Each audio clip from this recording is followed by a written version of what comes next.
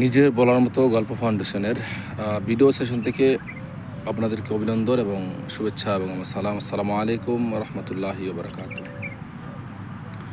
আশা করি ভালো আছেন সবাই।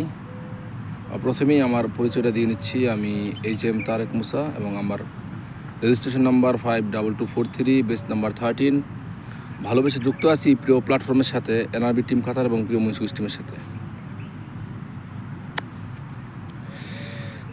আজকের ভিডিও সেশন যেটা স্যারের সেশনে আজকে স্যার যেটা বলছেন যে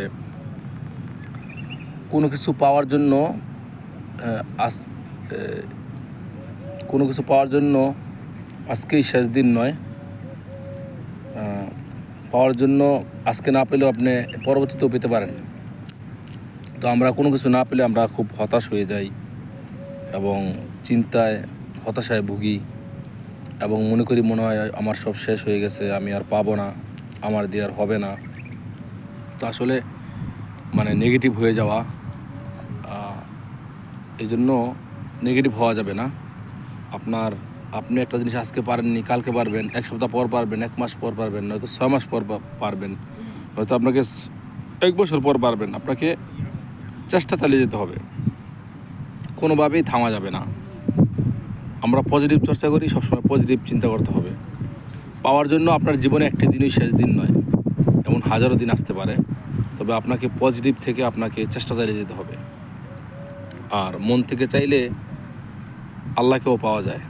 তো দুনিয়ায় তো সাধারণ জিনিস, সেটা চেষ্টার ওপর ডিপেন্ড করবে। আর মানুষ কিন্তু ভুল থেকেই শিখে। আপনি কোনো কিছু করতে যে আপনার ভুল হতে পারে, সে ভুল থেকে শিক্ষা নিয়ে আপনার এগিয়ে যেতে হবে। এবং আমরা অনেক সময় যে আমি একটা জিনিস পারি নাই, আমার পাশে একজন বা আমার কেউ একজন জিনিসটা করতে পারছে, সেটা আমরা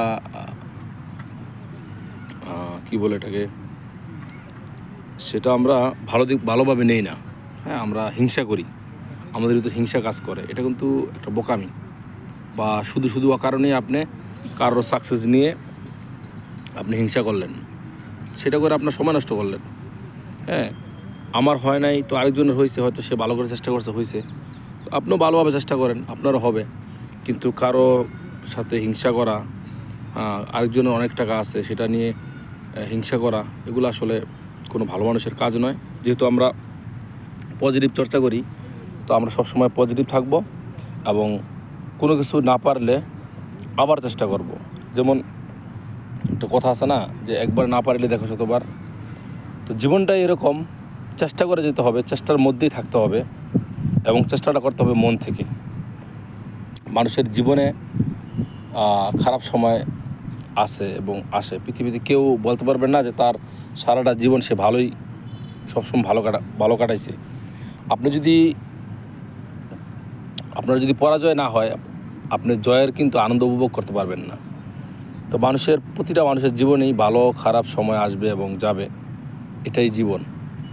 হ্যাঁ, আর হয়তো আগামীকাল আপনার জন্য কী রাখছে আল্লাহ পাক, এটা আপনি হয়তো জানেন না। আপনি যে অবস্থায় আছেন এটার থেকেও বেটার কিছু আল্লাহ পাক রাখতে পারে। সেই পজিটিভ চিন্তা নিয়ে আমাদেরকে এগিয়ে যেতে হবে।